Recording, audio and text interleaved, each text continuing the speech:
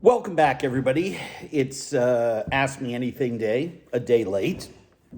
Also, I had a little fun with the electric clipper this morning, just experimenting around. I'm doing like a French waiter circa 1910.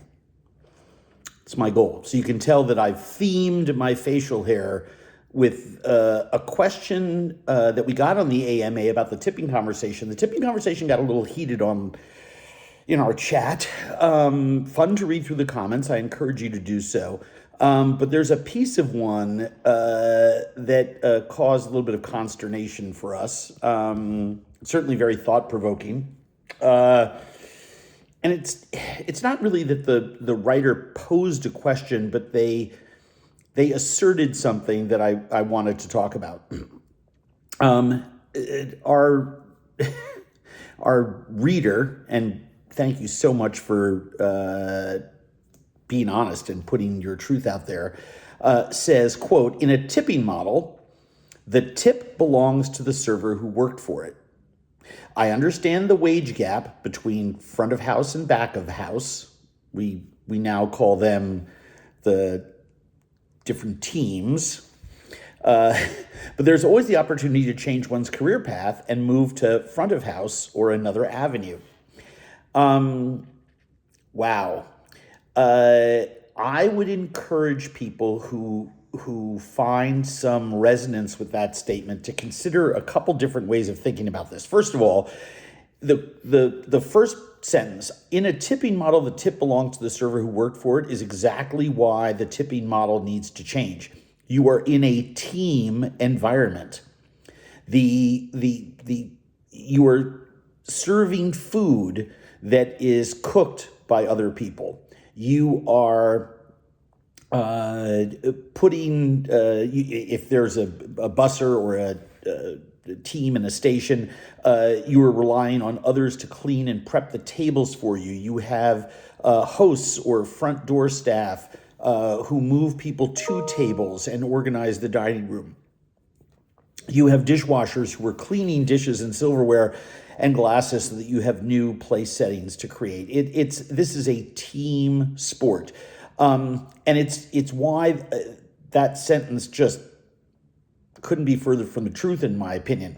And the tipping model was one developed during a time over 150 years ago when the idea is that you wouldn't pay people of color to do a job. You just would allow them to exist on tips.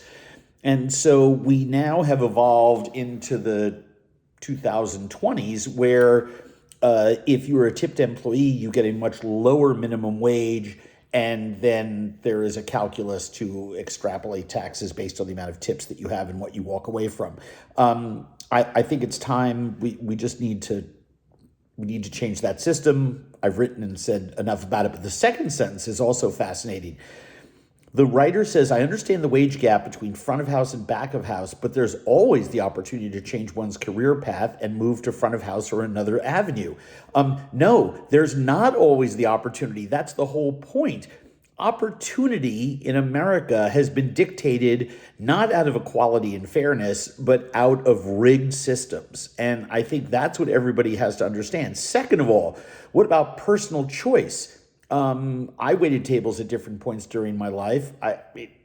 It was fine. It was fun. I got way more pleasure from cooking than I did from serving. I have a lot of friends who started out their life, who are very successful now in the hospitality industry, who started out their lives as servers and never went into the kitchen. And, from server, busser, they worked their way up and now own and operate restaurants. So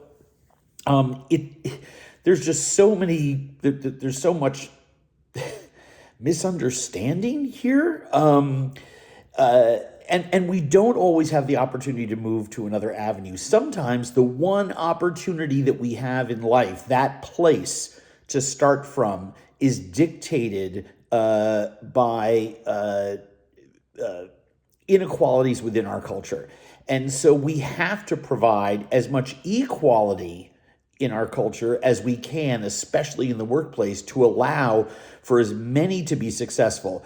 And if you do that, economically, our country is in better shape and our businesses are in better shape and guests keep coming back to restaurants in particular. So there's that question.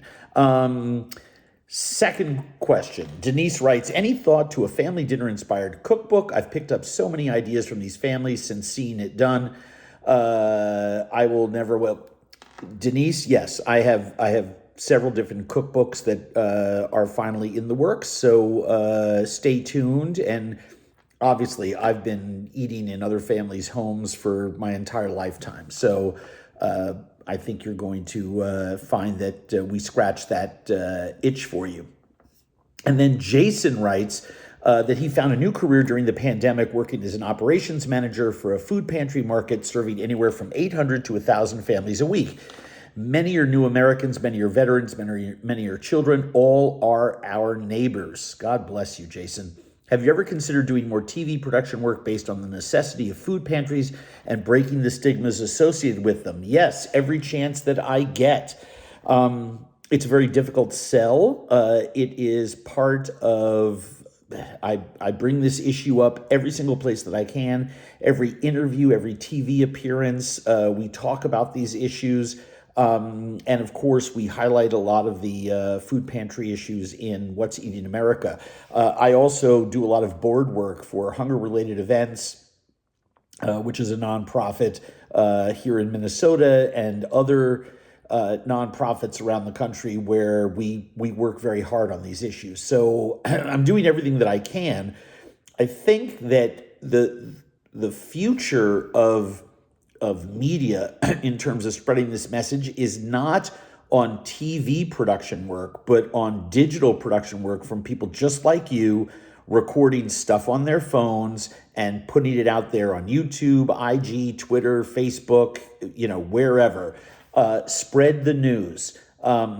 Information is the solution. Information spreading, I should say, is the solution to so many of our problems.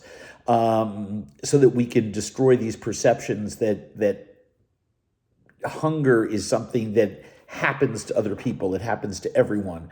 And it's vitally important that we work together to do this. Anyway, that is AMA Part 1. AMA Part 2 coming up in a second, because let me tell you something, it's going to fascinate you.